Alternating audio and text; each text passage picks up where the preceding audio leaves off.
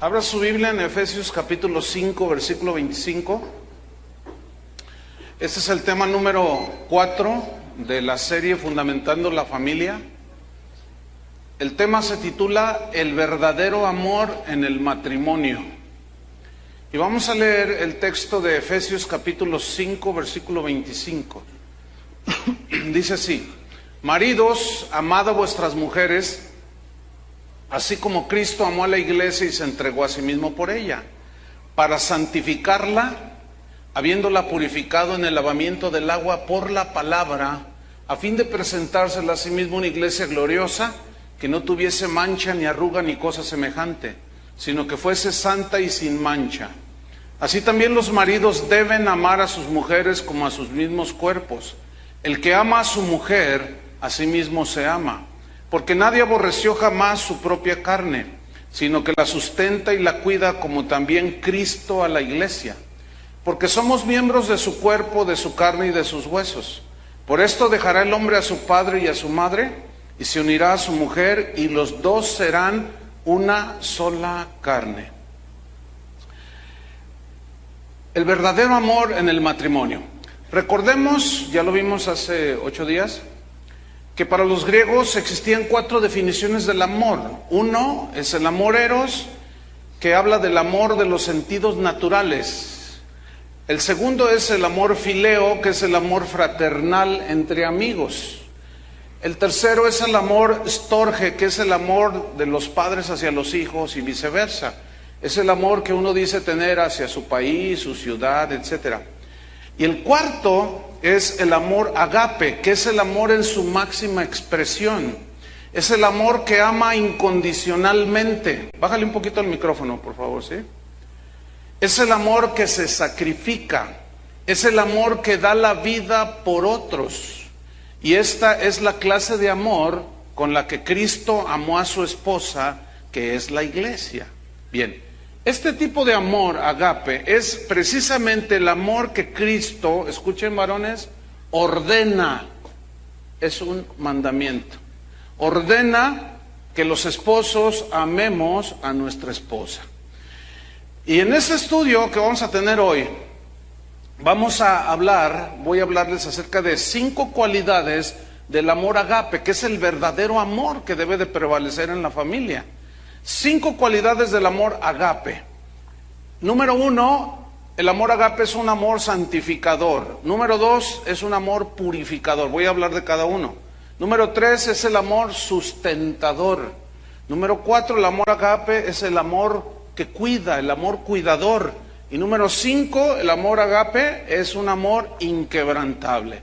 Vamos a ver el número 1, que es el amor agape es santificador. ¿Qué significa esto? Vamos a estudiarlo. Efesios 5:26.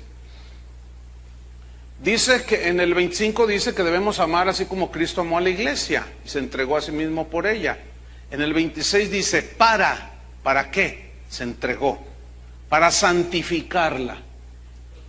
Esa palabra viene del griego hagiazo, que significa poner aparte algo para Dios. En este caso es que Cristo a nosotros como su esposa nos sacó del mundo, nos apartó del mundo para Él. Su amor nos conquistó. ¿A cuántos han sido conquistados por el amor de Cristo? Su amor nos conquistó. Y nos quiere solo para Él. Él no nos quiere compartir ni con el mundo ni con Satanás, muchísimo menos. Él es un Dios celoso que nos cela porque nos quiere solamente para Él. Y nosotros como su esposa, la iglesia, debemos corresponder a ese amor y ser solo para Él. Así como Él no tiene otra esposa que no sea su iglesia, también los esposos debemos de tener nuestra esposa, ¿sí? Asimismo, entonces, cada esposo debe ser solo para su esposa y cada esposa debe ser solamente para su esposo. Es decir, que el esposo que ama a su esposa la santifica. Porque dice que se entregó para santificarla, para apartarla para Él. Él nos apartó a nosotros que somos su esposa nos apartó de la contaminación del mundo, nos apartó de la maldad, nos apartó del pecado. Y nunca Cristo, como esposo de la iglesia, nunca nos va a obligar a hacer algo contrario a su palabra. Nunca va a abusar de nosotros como esposa que somos de Cristo, jamás. Entonces el esposo que ama a su esposa tampoco abusará de ella, tampoco. En la mente de Dios, en el diseño de Dios, no está contemplado eso. Porque entonces el esposo debe de considerar a su esposa como carne de su carne, como hueso de sus huesos. Así dijo Adán cuando la vio: esta ahora es carne, ella es ahora carne de mi carne, hueso de mis huesos. Entonces, así como Cristo no obliga a su esposa a hacer nada que violente nuestra conciencia o que nos lleve hacia el pecado, el esposo tampoco. Él nos santificó y nosotros debemos santificar a nuestra esposa en ese sentido, apartándola de todo lo mal que hay. Ahorita vamos a especificar un poco más, pero recuerden aquel ejemplo que les puse de aquel marido que obligaba a su esposa a acostarse con el compadre, porque en una jugada de póker apostaron las esposas y el hombre perdió, y esta mujer es una mujer cristiana. El hombre se decía cristiano, imagínense. Entonces ella obviamente no consintió con esa proposición del marido y no estaba obligado a hacerla, por supuesto que no. Aunque le decía: debes de sujetarte. ¿No has oído lo que la Biblia dice? Que te sujetes en todo. Es obvio que la mujer no debe sujetarse en aquello en lo cual violenta la palabra de Dios. No. El esposo debe de amar a su esposa con amor santificador, es decir, tenemos que amar a la familia para apartarla del mal. Ahora bien, aquí entra la segunda cualidad del amor agape, que es un amor purificador. Y volvemos al versículo 26 de Efesios, donde dice: para santificarla, o sea, a la iglesia en este caso, pero así debemos de amar los maridos, habiéndola purificado, o sea, a la iglesia, en el lavamiento del agua por la palabra. En los tiempos antiguos había un ceremonial para las novias, que hacían las novias de aquellos tiempos. Ellas se bañaban literalmente con agua, pero era un ceremonial que simbolizaba que después de que ese baño estaba quitando toda su vida pasada, todo lo malo que ellas habían cometido, y ahora se iban a dedicar en cuerpo y en alma y en todo hacia su esposo. Y esta figura es tomada aquí por Pablo y guiada por el Espíritu Santo, pero es una realidad de nosotros, no es una ceremonia. Es decir, que Cristo nos lavó, nos purificó en el lavamiento del agua, y luego dice: ¿por medio de qué? Por la palabra. O sea, fue su palabra la que nos engendró, fue su palabra la que nos dio vida nueva, es su palabra la que nos renueva, es su palabra la que nos alimenta, es su palabra la que nos limpia de todo pecado. Entonces, dice el versículo 27 de Efesios 5, a fin de presentársela a sí mismo una iglesia gloriosa, que no tuviese mancha ni arruga ni cosa semejante, sino que fuese santa y sin mancha. Así quiere Cristo a su esposa. Y Cristo se preocupa cada día por la iglesia que es su esposa. Y cada día vela por nuestra situación espiritual. Y cada día vela por apartarnos cada vez más del mundo, por apartarnos cada vez más de los enredos con Satanás, de apartarnos de nuestro egoísmo, porque Él quiere una iglesia pura y sin mancha. De igual manera, el marido debe de purificar a su esposa para presentársela una esposa hermosa, digna de un matrimonio donde Cristo reina. ¿Cómo verían ustedes una boda, así literal? El novio que está aquí esperando a la novia, y de repente entra por allá la novia con su vestido blanco, y uno espera verla radiante, ¿verdad? Pero resulta que cuando se va acercando, ves que su vestido está todo arrugado, y luego con manchas de birria, que es un comida típica de acá, de Jalisco. Y luego, imagínense una que traiga la camiseta de las Chivas sobrepuesta. Imagínate el novio, él quiere ver una novia hermosa, radiante, preciosa, y esta llega toda fea, así como que no va. Bueno, escúchenme bien, esposos, escúchenme bien. La esposa que tú tienes es la que tú has ministrado. ¿Me entendieron o no? Bueno, ahí medítenlo luego. Cristo nos amó y se entregó en sacrificio para purificar nuestras vidas. Y cada día está al pendiente de eso. Fíjate lo que hizo Cristo con nuestra fealdad pecaminosa. Con lo ¿qué es lo que hace con nosotros? Isaías 1:18 dice así: venid luego, dice Jehová, y estemos a cuenta. Fíjate, el esposo poniéndose a cuenta con la esposa, o que la esposa rinda cuentas al esposo. Si vuestros pecados fueren como la grana, como la nieve serán emblanquecidos. Si fueren rojos como el carmesí, vendrán a ser como blanca lana. ¿De qué habla esto? Habla de que el esposo, Dios, Cristo, perdona las debilidades de su esposa, que somos nosotros. Maridos, ¿estamos conscientes que nuestra esposa no es perfecta? ¿Sí o no? ¿Y nosotros sí lo somos? No. El asunto aquí es que no podemos nosotros poner como pretexto, y es que yo también soy sujeto de debilidad y no puedo hacer lo que Cristo me exige. No. Ese no es un concepto que esté avalado por las Escrituras, porque es un mandamiento. Es cierto que la perfección no la vamos a lograr en esta vida. Sin embargo, sí tenemos que poner atención a lo que dice allí. Y así como Cristo perdona a la iglesia, nosotros como maridos tenemos que sobrellevar las imperfecciones de nuestra esposa y amarla. Ese es el mandamiento para nosotros. Para ellas es que respete al marido. Fíjense qué interesante. En Miqueas 7:19 dice así: Él volverá a tener misericordia de nosotros. Fíjate ese verbo, volverá. O sea, habla de una repetición. Volverá a tener misericordia de nosotros.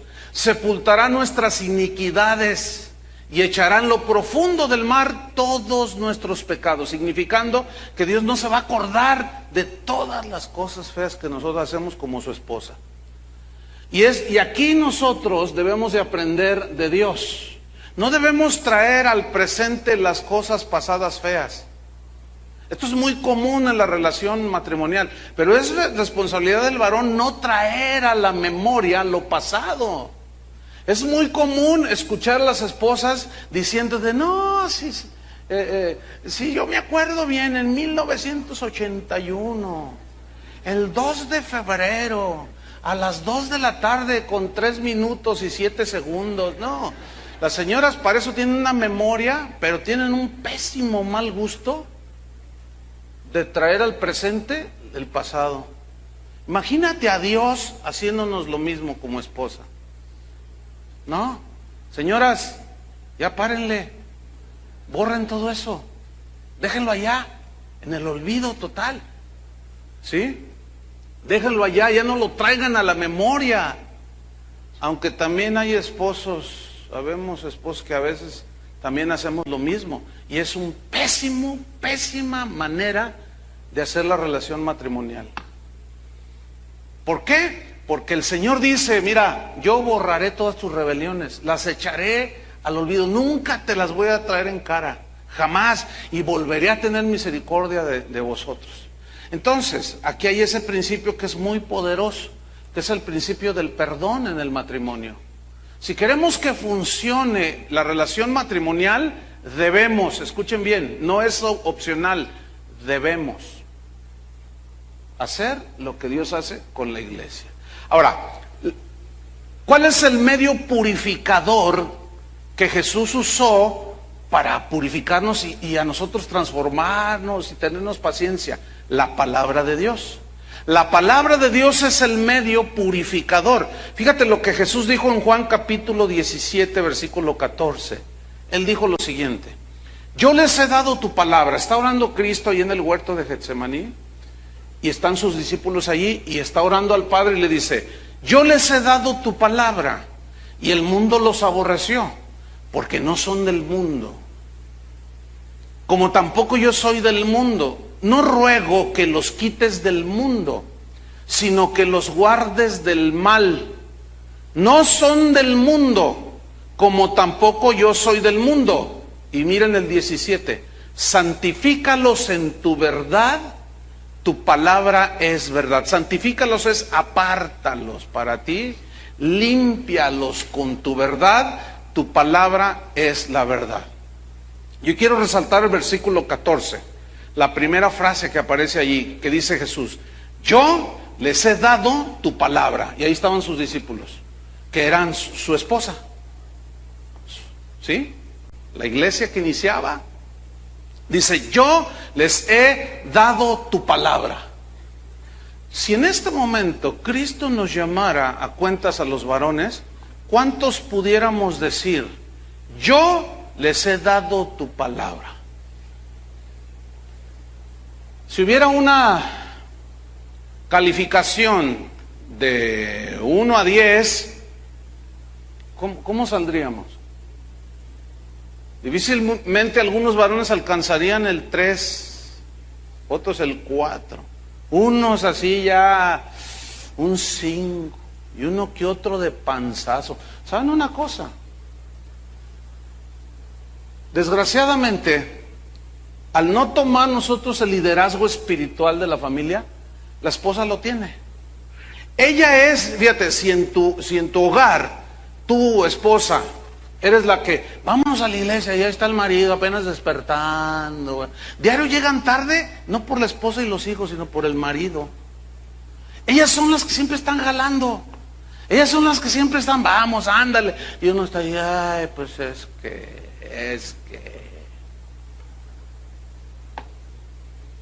Es decir, que cada uno tiene la familia con la que tú estás trabajando.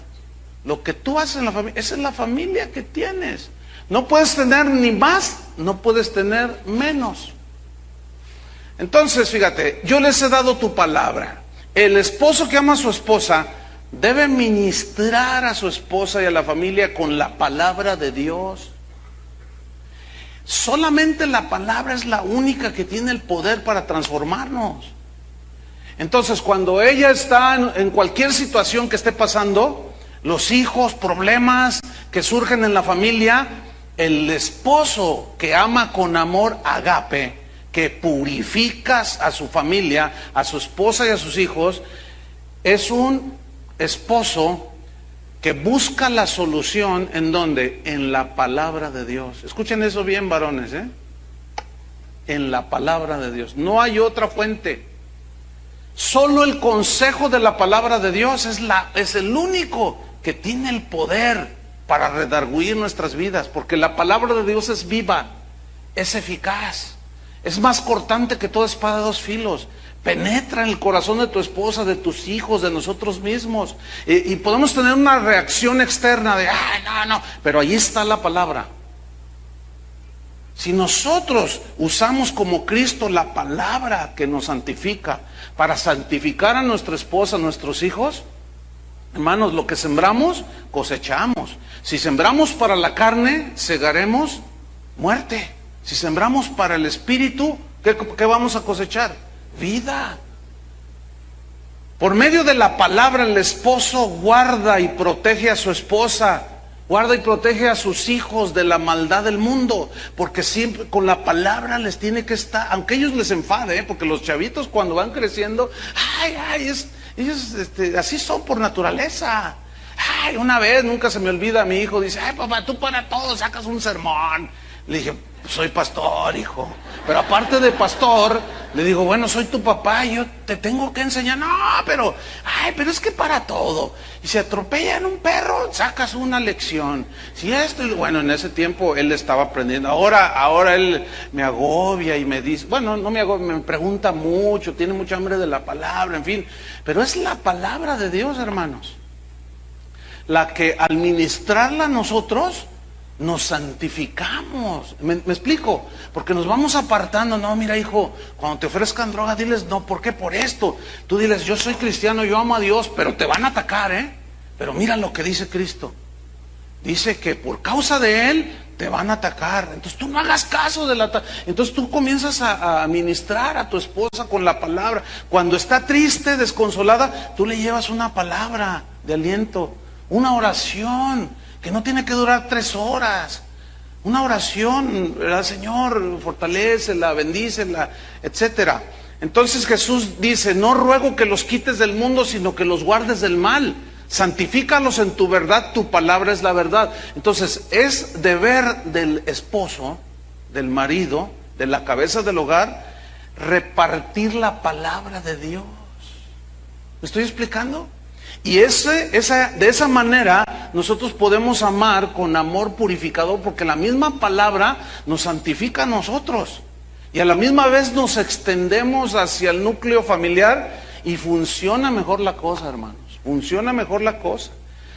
Entonces, escuche, el esposo cristiano sabe perfectamente, lo entiende perfectamente, que él como esposo, su esposa y su familia ya no son del mundo. Un esposo cristiano sabe, según la Biblia, debe entender y saber que sus metas ya no son tanto terrenales, sino espirituales. Un esposo cristiano sabe esto, debe entenderlo para poder dirigir día con día a la familia hacia su destino eterno con Dios. Desgraciadamente, el orden de prioridades no es ese en muchas familias y por eso sufren las consecuencias. Al tener metas más terrenales que espirituales, pues sí, hay esposos y padres cristianos que dicen, no, yo voy a trabajar mucho para darles todo a mis hijos. Yo te pregunto, ¿qué es todo? Y tú vas a decir, bueno, que tengan lo que yo no tuve. Ah, si no tuviste propiedades, o tu papá nunca tuvo, nunca te dio que gastar. Entonces, todo lo reducen a simple y puras metas terrenales. No, que mi hijo tenga una carrera y sea doctor en no sé qué. Está bien. Eso es parte de la responsabilidad. Pero si eso lo tienes como meta única, estás fallando. Nuestras metas, tenemos que trabajar, tenemos que estudiar, tenemos que ser productivos, tenemos que ser buenos ciudadanos, tenemos que ser hacendosos, tenemos que ser trabajadores. Eso, la Biblia también habla de ello.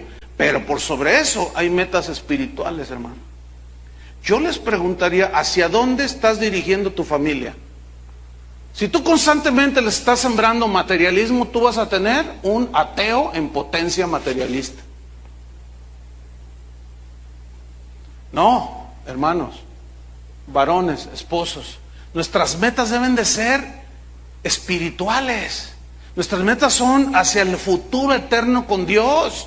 Y Pablo decía, ustedes no pongan su mira en las cosas que se ven, sino en las que no se ven. Porque las que se ven son temporales y las que no se ven, las espirituales, esas son eternas. Imagínate que el Señor viniera, o bueno, algún día vamos a tener que enfrentar ese acontecimiento. ¿Qué hiciste con tu esposa y tus hijos? ¿Cuántos le vamos a poder decir en ese día? Yo les he dado tu palabra, Señor. Yo los dirigí, yo los amonesté de día y de noche, y los cuidé y los protegí, y les daba tu palabra, y vivía con ellos. ¿Cuántos podremos decir eso en aquel día? Entonces, se dan cuenta que casarse y llegar al matrimonio es mucho más que la mera ceremonia, donde todo el mundo quiere echar la casa por la ventana. Donde todo el mundo él quiere traer el mejor traje fabricado en el mundo. Ella el exclusivo modelo. Porque yo no quiero verme como las otras. Y le dan un sobreénfasis a todas esas cosas. Y al rato son del montón. Rebeldes, desobligados ellos, borrachos, golpeadores. ¿Y dónde quedó todo ese asunto y toda esa faramaya y del día de la ceremonia? No, hermanos, los énfasis están totalmente invertidos. El énfasis debe de ser espiritual. Nuestras metas son espiritual, deben ser espirituales. ¿Cuántos saben que un día van a morir? Solo vamos de paso en esta tierra, somos extranjeros y peregrinos. Y la Biblia nos instruye de punta a punta que nuestras metas deben de ser totalmente espirituales. Entonces ya no trabajo, pastor, eso es lo que tú quieres. No, ya hablaremos de eso, ya hablaremos de eso. Entonces el esposo cristiano sabe que su familia ya no es del mundo. Ya no es del mundo, y uno tiene que cuidar que el mundo no se meta a la familia, al hogar. Pero si usted, señora, está todas las tardes viendo las novelas y deleitándose allí, pues sus hijas van a ser novelera, aunque a veces no es así. A veces hay mujeres hacendosas y mujeres virtuosas de Dios, y los chavos tienen esa cualidad de que saben esconder muchas cosas, pero precisamente por eso tenemos que cuidar. Que eso ya tocaremos ese punto. Vamos a ver la tercera definición, la tercera cualidad del amor agape. Ya dijimos que el amor agape es santificador, el amor agape es purificador, y el tercero es que el amor agape es sustentador, sustenta. Efesios 5:28 dice así: así también los maridos, o sea, así también esa frase se refiere al versículo 25, 26 y 27. Así como Cristo amó a la iglesia, se entregó, la santificó, la purificó, así también, dicen, los maridos, y vea lo que viene a continuación, es un verbo que está en imperativo, lo que significa que es un mandamiento. Así también los maridos deben. Entonces, esto significa que es un deber de nosotros los esposos, como responsables de la familia, santificar a nuestra esposa, purificarla con la palabra, cuidarla con la palabra, dirigirla con la palabra. Deben amar a sus mujeres como a sus mismos cuerpos. Todos cuidamos nuestro ser, ¿no es cierto? Nuestro cuerpo. Pues nos alimentamos lo mejor que podemos, cuando estamos cansados descansamos, lavamos el cuerpo, en fin, protegemos nuestro cuerpo. Hay una analogía que Pablo pone acerca del cuerpo de Cristo, que es la iglesia. Dice que cuando un miembro del cuerpo, o sea, algún cristiano, se duele, todos los demás se duelen también. Y esta analogía es tomada del hecho natural de que, por ejemplo, cuando yo me golpeo una espinilla, ¿alguien se ha golpeado alguna vez en el filo de la cama? En la espinilla aquí, que tú vas así, no le haces así, pero en ese momento todos tus sentidos, tus dos manos, todo tu cuerpo se centra en el dolor de esa parte del cuerpo, y todo se centra ahí. Ninguna parte del cuerpo es egoísta. Por ejemplo, que la mano izquierda le diga a la espinilla: no seas payasa, no te duele tanto, hasta pareces jugador de fútbol que se tiran y no les hacen nada y le hacen allí que les duele mucho. No, eso significa que el cuerpo no está coordinando. Bueno, escúchame bien, dice la Biblia que tu esposa, mi esposa, es parte de mí, es carne de mi carne y hueso de mis huesos. Entonces, dice aquí en el versículo 29, porque nadie aborreció jamás a su propia carne, nadie la aborreció, sino que la sustenta y la cuida, como Cristo a la iglesia. Ahora, aquí la palabra estudiar es la palabra sustenta. Cristo sustenta a la iglesia, así el esposo tiene que sustentar a su esposa, a la familia. Y esta palabra sustenta o sustentar viene del griego ektrefo, con K, ektrefo. Y esta palabra tiene 5 significados principales, fíjense. Nos vamos a meter todavía un poquito más.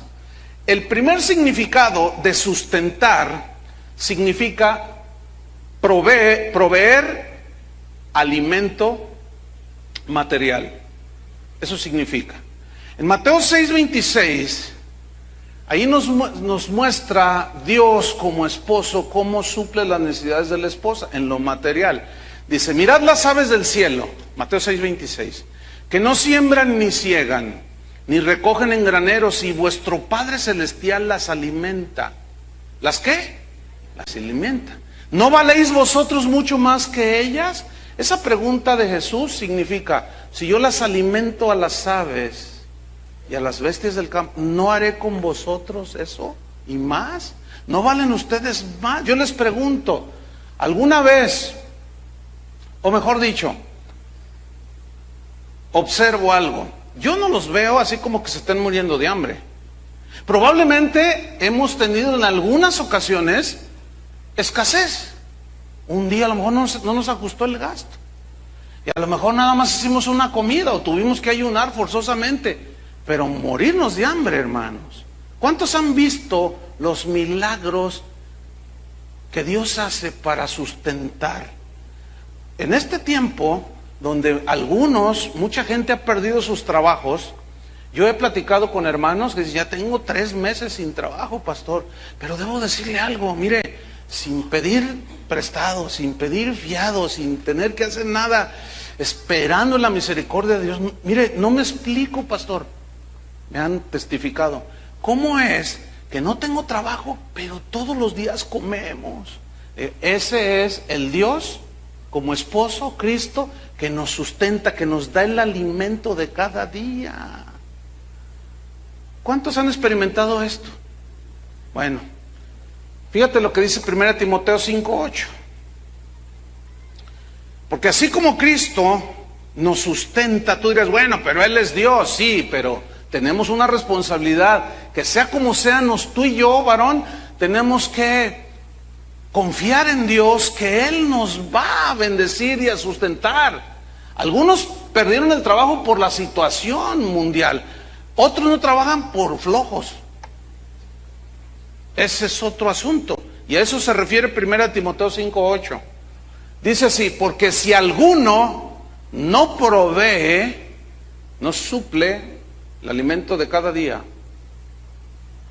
para los suyos, y mayormente para los de su casa, tu esposa, tus hijos, ha negado la fe y es peor que un incrédulo. Es decir, mira, una cosa hay que poner todo en su lugar. Una cosa es, no hay que confundirla. Una cosa es que te hayan despedido del trabajo y estés pasando por una situación apremiante. Pero otra es que desde que te casaste, siempre estás como que buscas y no encuentras trabajo. Y sí mandaste a tu esposa a trabajar. Y sí estás tú allí leyendo el periódico y viendo la televisión y tu esposa ya desesperada. Pero amor, salte, aunque sea, mira, agárrate una franela y allá afuera de la iglesia, viene. Gánate unos pesos. No, ¿cómo yo? ¿Qué pasa? Es que, pero mira, tú trabajas, mi amor, y Dios está supliendo. Hermanos, esa no es la responsabilidad de la mujer. Esa no es. Esa es responsabilidad del varón. Ahora, aquí no se discute si la mujer puede o no, sino la responsabilidad de que puede hasta más que algunos. Ese no es el asunto. El asunto es que es responsabilidad del varón. Y mire, hermano, si de verdad, si usted no cumple con este mínimo definición de sustentar, usted niega la fe. Y lo dice la Biblia, no lo digo yo, es peor que ¿qué? Que un incrédulo. Porque dice que es cristiano, que confía en Dios y no es capaz de llevar el pan a la casa. Repito, no confundan una situación apremiante como la que pueden estar pasando, que puede llevar 3 meses, 4 meses, hasta 6 meses, pero toda la vida, tienes 15 años, 20 años de casado y toda la vida estás en la misma situación. Ahí está el problema. La segunda definición de sustentar es sobrellevar las cargas. En este caso, así como Dios nos ayuda en nuestras cargas, nosotros debemos de ayudar a nuestra esposa. Salmos 55, versículo 22. Así trata Cristo a su esposa, fíjate. Dice, echa sobre el Señor tu carga y Él te la va a regresar. ¿Así dice? ¿No? Te dice, y Él te sustentará. O sea, Él te va a ayudar en esa carga que tú tienes. Ya hablaremos, y lo vamos a comprobar, un hecho que muy pocos varones nos damos cuenta, pero definitivamente La mujer trabaja más que el varón. ¿Sí o no, mujeres?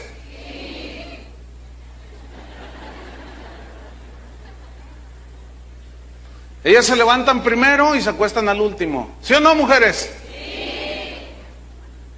Y los varones algunos están.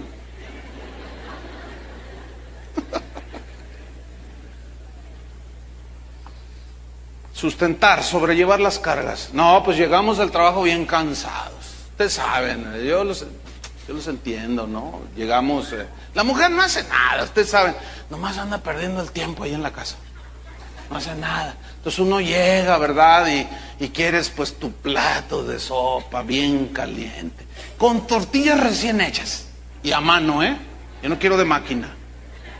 Entonces llegas y exiges y quieres rápido y pues ¿qué haces en todo el día? No hacen nada, son reflojas las señoras. No hacen nada, varón. Entonces tú llegas y luego pues ellas están cargadas, los niños, y luego todavía peor, si permites, o si tú la enviaste a trabajar, o ella como ve que tú no llevas, ella tiene que hacer algo y sale a trabajar, va, mete a sus hijos en la guardería. Es un desastre todo. Y luego todavía llegamos en la noche y exigimos.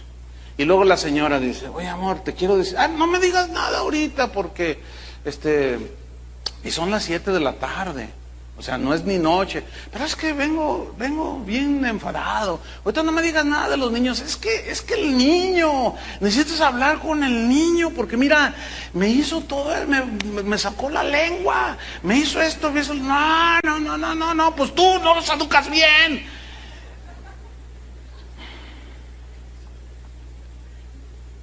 Es terrible, hermanos.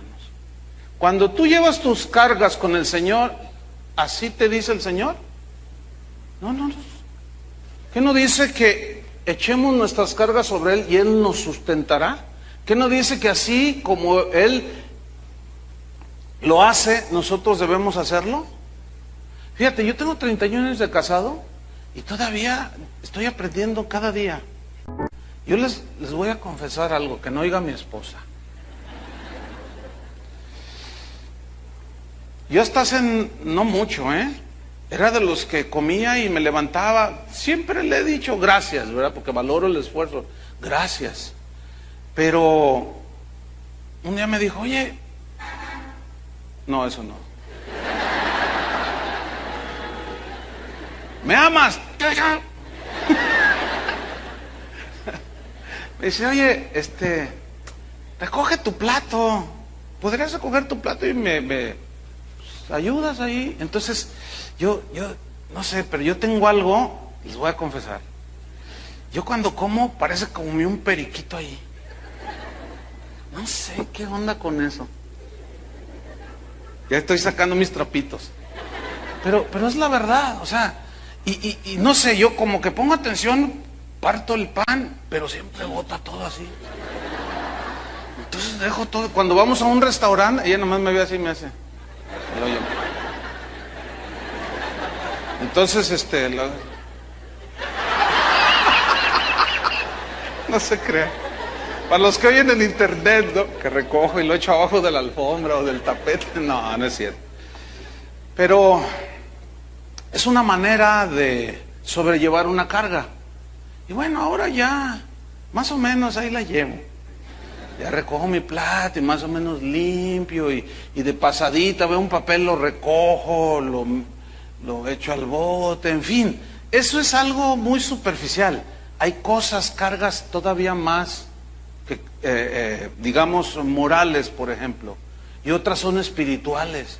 La mujer, por su constitución, como Dios la hizo, es más propensa a ser más sentimental. Y eso tenemos que entenderlo, hermanos. Yo aquí con el permiso de mi esposa voy a contar esto. De recién casados, un día llegué a casa y estaba llorando ella. Tendríamos como un añito de casados. Estaba llorando y yo, ay mi amor, ¿qué tienes? Dice, nada, pero estoy llorando. Y yo, ¿qué pasó? Dime, ¿qué sientes o qué? No, nada, pero ¿por qué lloras? No sé. Y yo, no, pero entonces yo así como no sé, una actitud no muy sabia. No, pero pues y que todo lo podamos en Cristo que nos fortalece, pero no lo hacía en el espíritu correcto. Entonces yo me acuerdo, dije, bueno, pues ahí que llore solita. Entonces me voy a mi cuarto y Dios me habla y me dice, tienes que aprender a conocerla. Estoy hablando, estábamos recién casados, tienes que aprender a conocerla. Y claramente el Señor me dijo, está en su periodo menstrual. Infórmate sobre eso. Y que voy rápido a la información. Y empiezo de verdad, es en serio, y empiezo a ver. Entonces empiezo a descubrir, porque yo nunca me había casado antes. Empiezo a descubrir, ni había puesto atención en eso. Yo no sabía si mis hermanas, cuando andaban, todo era como un tabú. Y empiezo a estudiar y me empiezo a dar cuenta que cuando la mujer tiene su periodo mensual, se torna muy sensible, se torna hay que tratarla con mucha delicadeza, porque se vuelven irascibles, se vuelven, todo les molesta. Si les asusta una cucaracha, una rata, en ese periodo una mosca las pone, ¡ay, mosca del demonio! Entonces, yo dije, ¡ay, Dios! Entonces yo fui y dialogué con mi esposa y le dije, oye, pues mira, pues discúlpame por esto, pero a ver, explícame cómo está ese asunto. ¿Cómo está? ¿Cada cuándo te viene todo ese asunto? Y me dice, bueno, mira, son periodos de 20 y tantos días y que no sé qué. A ver, pero ¿cómo saber? Pues para enterarme, ¿no? Dice, mira, tienes que contar, nunca entendí eso. Tienes que contar 29, 28, 20. Y yo dije, ¿y por qué no 1, 2, 3? No, porque mira, le digo, no, mira, simplemente, pues avísame o yo tengo que aprender. Y bueno, pasó el tiempo y ya me daba cuenta y más o menos sacaba mis cuentas y más o menos me salían. Entonces ya me daba cuenta y decía, bueno, tengo que ser más considerado, etcétera, ¿no? Y así es otro ejemplo, simple y llano tal vez, pero que a la larga produce una bendición. Y así como esa carga, y hay otras, hay muchas, entonces sobrellevar las cargas. Otra definición de sustentar es sostener algo para que no se caiga. Como algo que se viene así, entonces tú lo sostienes con tu fuerza, para que no se caiga y se rompa. En el mismo Salmo 55, en el versículo 22, en la segunda parte, dice, echa sobre Jehová tu carga y Él te sustentará. No dejará para siempre caído al justo, no dejará caído al justo. Mira, todos hemos oído la parábola del buen samaritano, así se le conoce. Es la historia en Lucas 10, del 33 al 37. Es una historia donde dice Jesús que un ladrón, esto lo dijo para ilustrar algo, es esta verdad. Dice que un hombre descendió, iba por el camino y llegaron unos ladrones, lo asaltaron, lo golpearon, lo dejaron medio muerto. Dice que pasó por el camino un sacerdote y pasó de largo, después pasó un levita y pasó de largo. Entonces dice que venía un samaritano y movido a misericordia, se acercó a él y lo tomó, le dio de su lo que él traía, lo alimentó, lo cargó, lo puso en su cabalgadura, lo llevó a un hotelito por allí, y dijo, aquí cuídamele, susténtamele, aquí yo pago. Dice, movido a misericordia. Es decir, que un cristiano, y en este caso el esposo cristiano, no puede permitir no puede darse el lujo de dejar que su esposa permanezca caída. No sé si me explico. No pueden permitirlo. No es algo que nos está permitido. La mujer, repito, por su constitución natural con la que Dios la formó, es más propensa a todas esas situaciones. Cuando Pedro dice que demos honor a la mujer como a vaso más frágil, o sea, que se rompe más pronto que el vaso varonil, nos da esta instrucción el apóstol Pablo para que sepamos dar el trato adecuado, ¿sí? Muchas veces vas a encontrar a tu esposa deprimida o triste Por infinidad de razones puede haberlas, múltiples razones. Pero no podemos permitirnos el lujo de dejarla así. A veces se te va a poner así, rencillosa o malhumorada, y las razones no solo la que mencioné hace un rato, sino pueden ser múltiples. Entonces no podemos permitir que nuestra esposa quede ahí. Tenemos que extendernos en ese amor que se sacrifica, como el del samaritano, y lo cargó al hombre herido y lo llevó y pagó y se esforzó, y todavía dijo, y todo lo que gaste de más, cuando venga yo lo pago. O sea, es un amor que se da. ¿Están entendiendo, varones? Y no podemos permitir que ella se hunda en la depresión. Hay maridos que a veces somos muy desconsiderados y las vemos allí y dicen, ay, pues señor, ay, ayúdala, señor, ay, tú, ayúdala. Bueno, sí, pero a nosotros nos ha puesto como responsables del hogar, fíjense. Ese es el asunto, en este caso. Y la cuarta definición de sustentar es defender. Defender. Fíjate lo que dice Jeremías 15:20, que hace Dios con nosotros. Jeremías 15:20 dice: te pondré en este pueblo por muro fortificado de bronce, y pelearán contra ti, pero no te vencerán, porque yo estoy contigo para guardarte. ¿Y para qué? Defenderte, dice Jehová. Y te libraré de la mano de los malos y te redimiré de la mano de los fuertes. Entonces, esto es lo que hace Dios con su iglesia. Nos defiende, nos guarda. Él es, cuando viene el enemigo, Él saca la espada, su palabra, y nos defiende. De esa misma manera, nosotros debemos defender a nuestra esposa, fíjate. Defenderla de los ataques del mundo, defenderla de los ataques de Satanás y defenderla de ella misma. ¿Saben que la Biblia, una de las instrucciones contundentes acerca de la mujer en la familia, la esposa, es que debe estar sometida al varón? Ese es el orden, no por cuestión de valor, y eso ya lo discutimos, sino por cuestión de orden. Y Dios lo hizo así porque dice en 1 Timoteo 2:14 que Adán no fue engañado. Él tomó deliberadamente cuando Eva le dio del fruto. Sino que la mujer, dice, siendo engañada, incurrió en transgresión. Es decir, por naturaleza, pongan mucha atención, señoras, pero también los señores, y los jóvenes, porque un día se van a casar. Por naturaleza, la esposa, la mujer, es más fácil que la engañen. Es más fácil que Satanás le meta ideas y la engañe. Por naturaleza, según la Biblia, y yo creo lo que la Biblia dice. Por eso las esposas, las mujeres en la congregación, deben de estar sujetas en el hogar al esposo, en la iglesia a los pastores. ¿Por qué? Porque la mujer es más susceptible del engaño. Déjenme ponerles un ejemplo. Cuando llega un vendedor a tu casa y toca, entonces tú vas y abres porque eres bien acomedido, ¿no? ¿Sí o no, varones? Sí, claro, ¿no? Entonces abres la puerta y enfrente tienes a un vendedor, porque lo ves ahí con las planchas y las licuadoras y todo, ¿no? Ustedes saben. Entonces te ve y te dice, buenos días, bueno, a sus órdenes, y luego te dice, ¿no está la señora? Y volteas y mira hacia atrás, ¿no está la señora? No, pero estoy yo. ¿Qué se te ofrece? No, yo quiero hablar con la señora. No, pero pues, yo soy su esposo, ¿qué se te ofrece? No, pero yo quiero hablar con la señora. ¿Por qué creen? ¿Cuántos son vendedores? ¿A poco no compran más las señoras?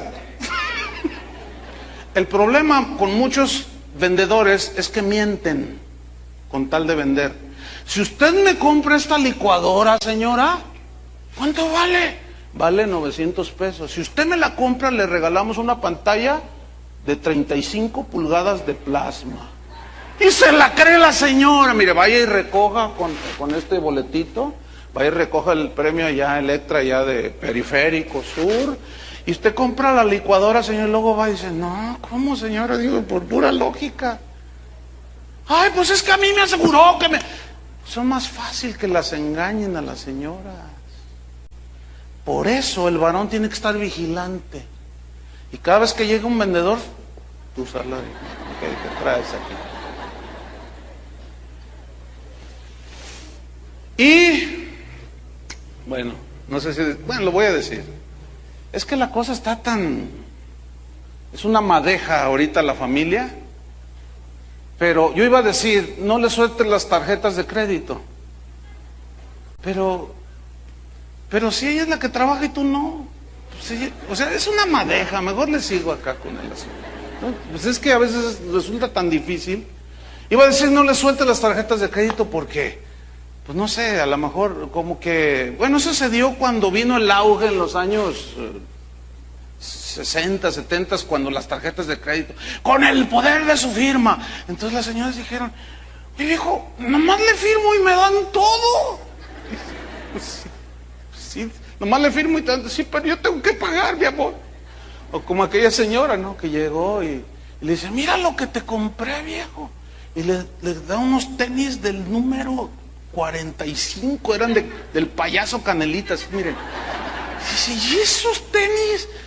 ¿Y esos para qué los compré? Mira, pero esos me quedan enormes, mira, no nada más. ¿O quieres que me meta a trabajar de payaso? No, pero es que, ¿y por qué los compraste? Es que estaban en oferta, dice.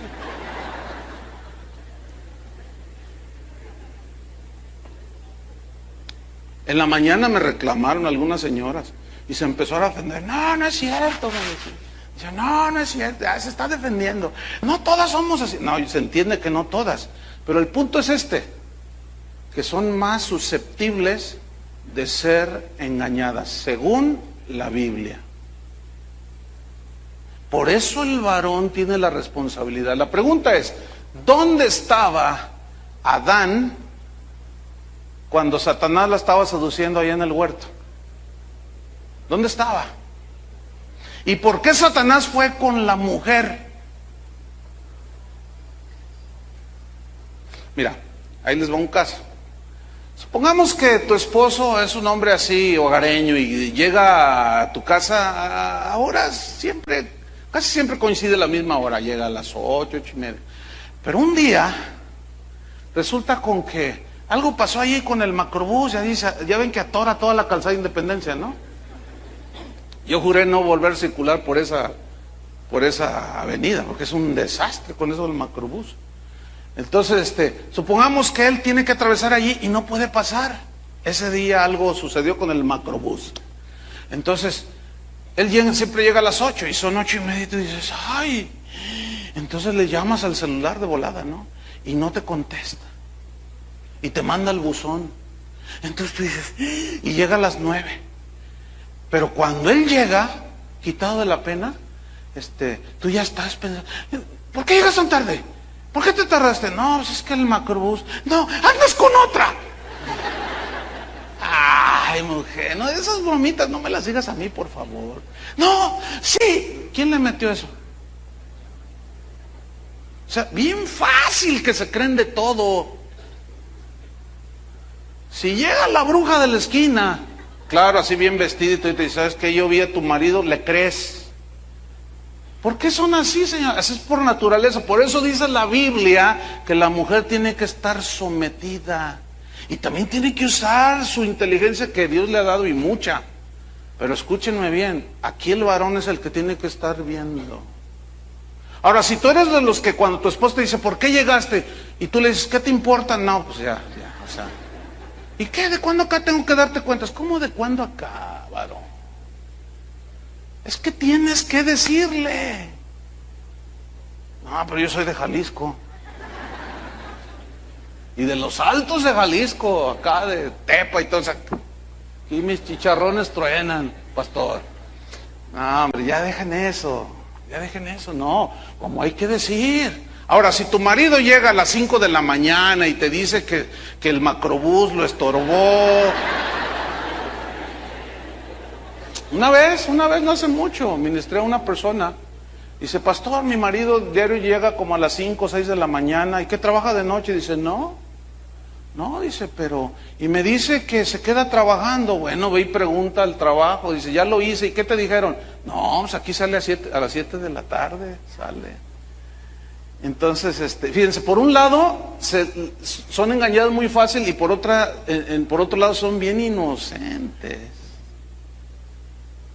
A veces se pasan de inocentes, porque ellos ponen argumentos bien tontos y ellas se las creen. Total, es un desastre, hermano. Vamos a tratar, yo les dije al principio de que inicié esta serie, les dije, miren, algunos de ustedes van a tener que vivir las consecuencias del desastre que han tenido en sus vidas. Sus pecados han sido perdonados y eso les asegura el cielo con el Señor y la eternidad con Cristo.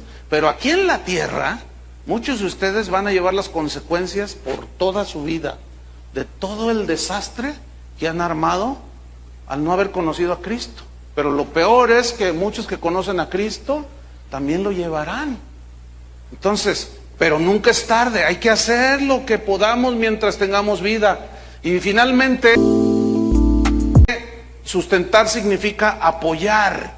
Fíjate, en 2 de Crónicas 14:11, dice así: y clamó Asa a Jehová su Dios.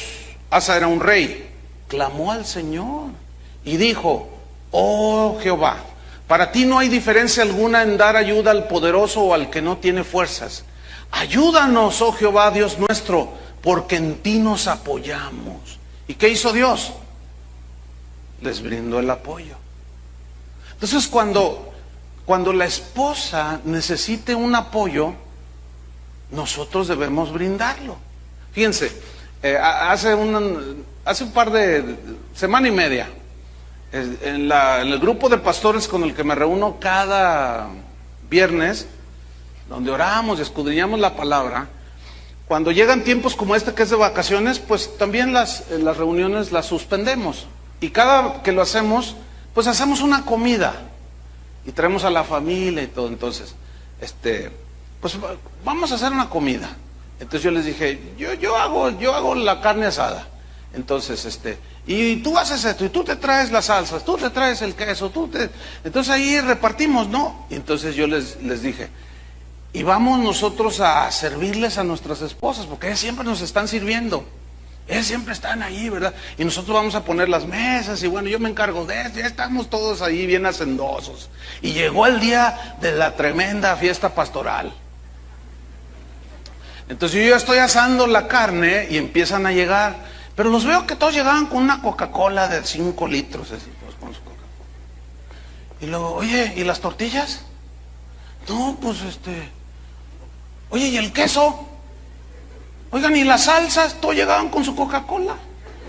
Le digo, sí, asado con pura Coca-Cola.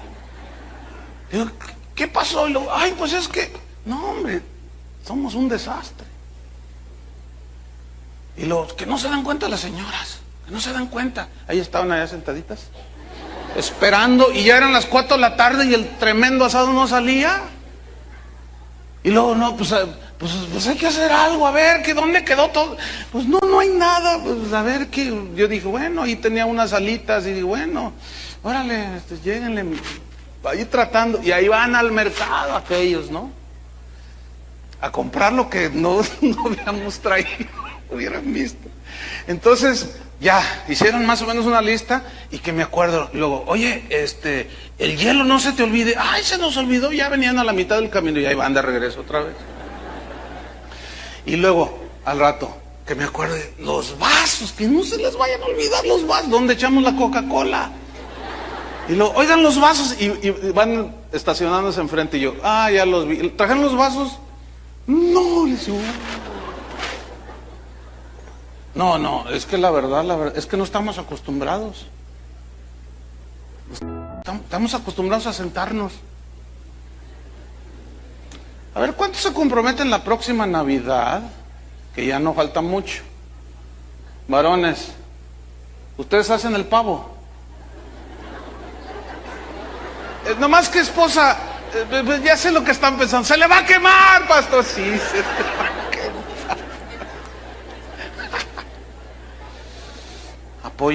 Apoyar. ¿Saben cuál es la queja principal de las esposas?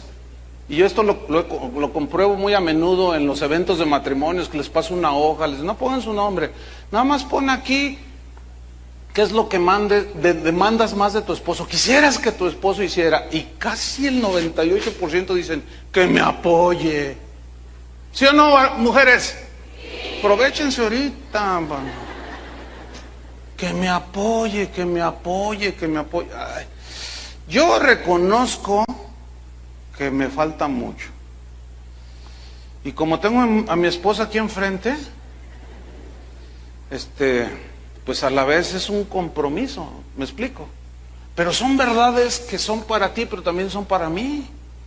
Y tenemos que hacer algo. Y finalmente, hermanos, de las cualidades del amor, que es un amor santificador, purificador, sustentador, es un amor que cuida, cuidador. Efesios 5:29 dice así, porque nadie aborreció jamás a su propia carne, sino que la sustenta y, ¿la qué? La cuida, como también Cristo a la iglesia. Entonces, Cristo cuida a la iglesia porque es su cuerpo. Y el amor de un esposo por su esposa debe mostrarse por el cuidado amoroso de su esposa y de sus hijos. Bienaventurado el matrimonio donde el esposo cuida a su esposa. Bienaventurado el matrimonio donde a su esposa no la considera una simple cocinera o cuidadora de niños o compañera sexual solamente, no. El marido sabio y cuidador sabe perfectamente que Dios le dio a su esposa para amarla, sustentarla y cuidarla, así como Cristo a nosotros. Y finalmente, el amor agape es el amor inquebrantable. Ya vimos el amor santificador, purificador, sustentador, cuidador y el amor inquebrantable. Y aquí pues es el último punto, pero lo voy a dejar allí en un punto así muy álgido, muy difícil de tratar. Y ya verán, Efesios 5:31.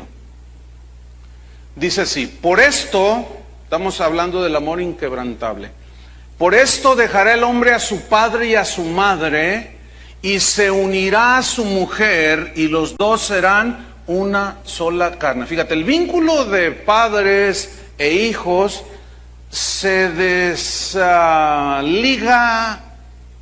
muy fácil, sin romper nada, el día que te casas. Pero luego dice aquí, y se unirá a su mujer. Y aquí la frase a estudiar es se unirá, porque es muy interesante estudiarlo, porque se unirá viene de una palabra griega, proskolao. Fíjense, proskolao. Y colao, de ahí, ¿ha oído hablar del colaloca? Es un pegamento muy, muy adhesivo. Pega de locura, dice él. El comercial.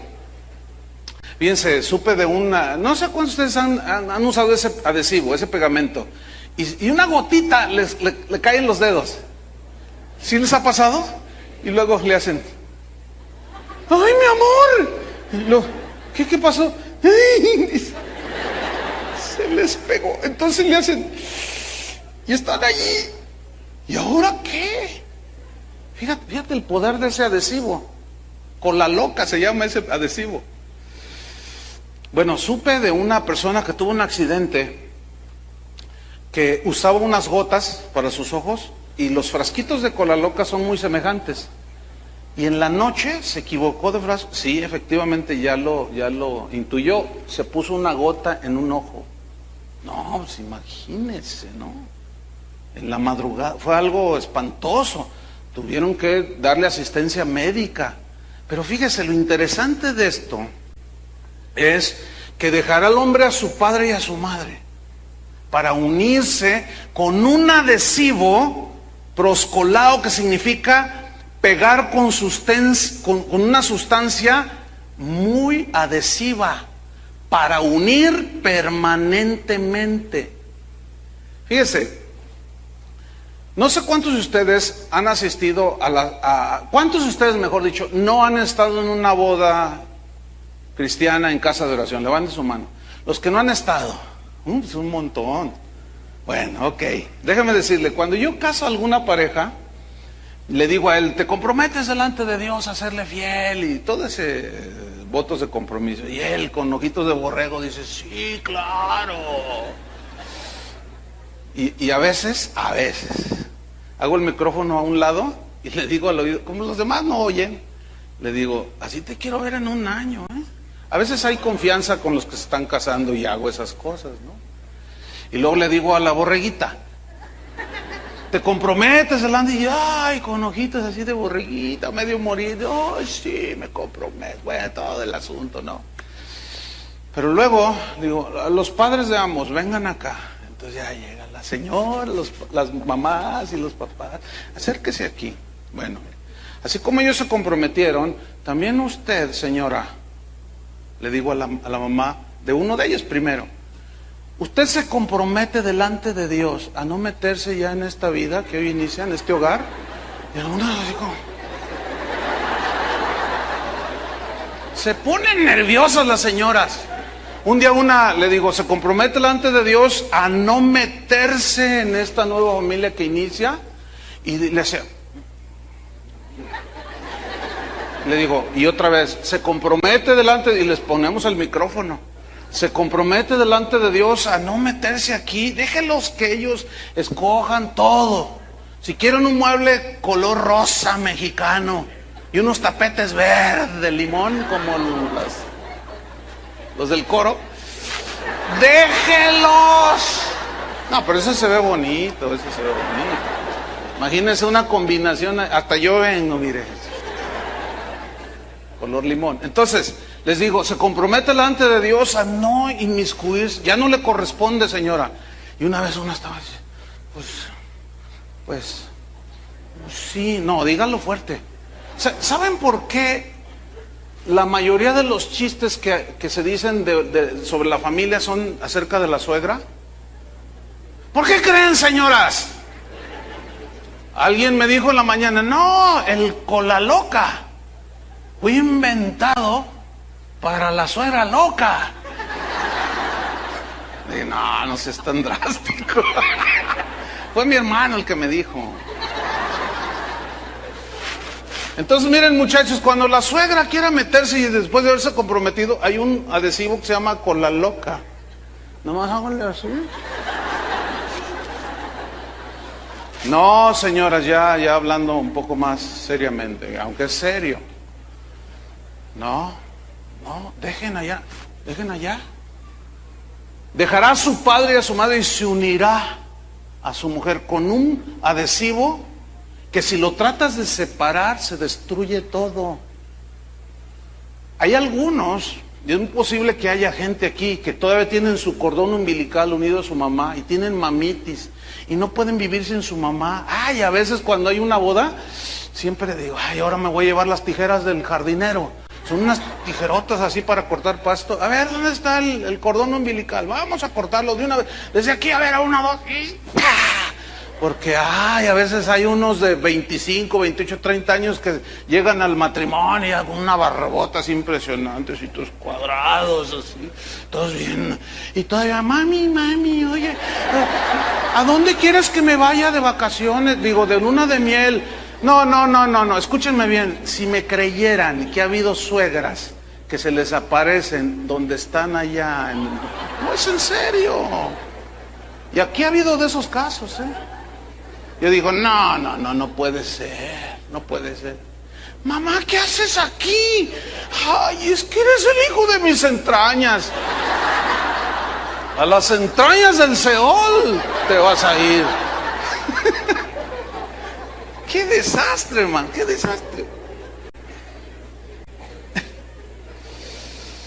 Ay, un adhesivo inquebrantable. Mira lo que dice, terminamos, Malaquías 2:16. El Señor estaba en su mente unir al hombre y con su esposa hasta que la muerte, ¿qué? Los separe. ¿Hasta que qué? Mire, y aquí vamos a entrar en ese punto que yo les dije. Es muy difícil de tratar, pero me voy a tomar el tiempo para tratarlo, no ahorita obviamente, no, en las próximas enseñanzas, acerca del divorcio y de la disolución del matrimonio. ¿Qué dice la Biblia respecto al divorcio? ¿Qué dice la Biblia? ¿Cuáles son las causas que delante de Dios valen para que Dios avale la disolución de un matrimonio? Nada más lo voy a dejar ahí. Y yo sé que aquí hay gente, es bien entendible, hay miles de personas en esta congregación. Y puedo entender que hay gente que ha vivido de todo, gente que se ha casado 4 veces, otros hasta 5, otros 3, otros vienen a la iglesia y se están divorciando porque pues que ya no, que me equivoqué, dice una por allí. Y va desde infidelidad hasta cada tontería con tal de romper el vínculo matrimonial. Pero el Señor dice, no, vamos a ver qué dice la Biblia. Rápidamente, Malaquías 2:16. Entonces no me vengan a preguntar, yo sé que se me va a formar, ayer así pasó, se me formó una fila impresionante. No, hermanos, déjenme decirles, yo sé que cada caso es diferente y cada caso no se puede atender aquí. Si necesitan consejería, llamen a las oficinas y pídanla. Los vamos a tratar de atender a todos. No les que trabajemos horas extras, para eso estamos. Porque yo sé que hay muchos casos, porque venimos del mundo y es un desastre el mundo. Bueno, vamos a ver, Malaquías 2:16 dice así: porque Jehová Dios de Israel ha dicho que Él aborrece el repudio, y al que cubre de iniquidad su vestido, dice Jehová de los ejércitos, guardaos pues en vuestro espíritu, y no seáis desleales. Aquí la palabra repudio significa divorcio. La versión de las Américas lo traduce mejor y dice, porque yo, dice Jehová, detesto el divorcio. ¿Qué hace Dios? ¿Qué detesta Dios? Díganlo, yo sé que no es fácil para algunos que están en situaciones o que pasaron y que están confundidos y que no saben, ay, entonces yo, ¿qué? ¿Cómo estoy yo? Bueno, yo entiendo eso, pero ya les expliqué. Yo les voy a decir lo que dice Dios. Dios aborrece el divorcio. ¿Por qué? Porque destruye el matrimonio que Él ordenó. Porque Él dijo, hasta que la muerte los separe. Pero alguno dirá, pero entonces ¿por qué algunos se divorcian? Y esto es lo preocupante de las iglesias cristianas de hoy, que hay una pandemia, eso es una pandemia, de divorcios totalmente injustificables. Yo he tenido que tratar situaciones donde le digo, ok, si tú ya no quieres vivir con ella y te quieres divorciar, puedes hacerlo. Ese es un asunto tuyo. Es que me cae gorda, es que le huelen los pies. Una vez una me dijo, ¿en serio? ¿Es en serio? Es que le huelen los... Pues échale talco, pero no vengas con esa tontería de que te quieres divorciar de él. No, pues que lo compre él, el talco. Unas tonterías, hermano. Yo le digo, ok, si tú te divorcias, aquí, al menos aquí, jamás te vuelves a casar. Ok, imagínate. Ahora, aquí ha habido casos de gente que se casa 2 veces. Y ustedes en su ignorancia juzgan mal. Porque déjenme decirle una cosa. Yo mismo he casado aquí al menos una persona 2 veces. Sí, 2 veces. Pero déjeme decirle, ¿por qué? Porque la razón fue justificable por causa de infidelidad, que esa es una de las concesiones que da la Biblia. Pero entonces termino. Dios aborrece el divorcio. Solo lo tolera en casos excepcionales, que ya veremos posteriormente. Ahora, Dios perdona los errores, ¿sí o no? Los pecados que llevan al divorcio. Dios perdona el divorcio como perdona cualquier otro pecado. Pero, escúchenme bien, seguirá aborreciendo el divorcio, como sigue aborreciendo cualquier pecado. ¿Me entendió? Dios jamás va a tolerar o a estar de acuerdo en un divorcio. Pero por la dureza de nuestro corazón, por nuestros pecados e infidelidades, nuestras cosas, es que Él tiene que permitirlo, pero no está en su plan. Por eso yo les dije que ese adhesivo con el cual el Señor une un esposo con una esposa, si lo quiere separar, todo se destruye. se destruyen los hijos, se destruyen la familia de ambos. Todo mundo es afectado. Se afecta el trabajo del divorciado, de la divorciada, los vecinos, todos. Ay, qué triste, mira, tan lindo niño que tenía en sus brazos. Mira, no, todo es un desastre, hermanos. Por eso yo les dije, algunos de ustedes van a tener que llevar durante toda su vida las consecuencias. Van a tener que enfrentarlas con valentía, porque muchos de ustedes ya hicieron un desastre, su matrimonio anterior. A lo mejor ahorita están vueltos a casar. Conocieron a Cristo, ya están con el Señor. Bueno, cada caso es diferente. Vamos a orar. Señor, te damos gracias por tu palabra. Gracias, Señor, porque nosotros somos los imperfectos, los pecadores, los que hemos hecho a un lado tus principios. Sin embargo, cuando Cristo vino a esta tierra a morir por nosotros, vino precisamente a rescatarnos de nuestra vana manera de vivir. Y vino a darnos una vida nueva. Y definitivamente viniste, Señor, a darnos, a recordarnos y a establecernos nuevamente los principios sobre la familia, el matrimonio. Gracias, Señor, porque tú nos amaste con amor agape. Un amor que nos santificó, que nos apartó para ti, un amor purificador, sustentador, cuidador y un amor inquebrantable. Nada nos podrá separar de tu amor, porque estamos adheridos, unidos, con un adhesivo poderoso. Y es imposible ser separados de ti, Señor. Sin embargo, en los tiempos de Jesús, cuando tú caminaste en esta tierra, Señor, te preguntaron, ¿por qué Moisés permitió dar carta de divorcio? Y tú les respondiste, por vuestros corazones duros, por la dureza de vuestro corazón.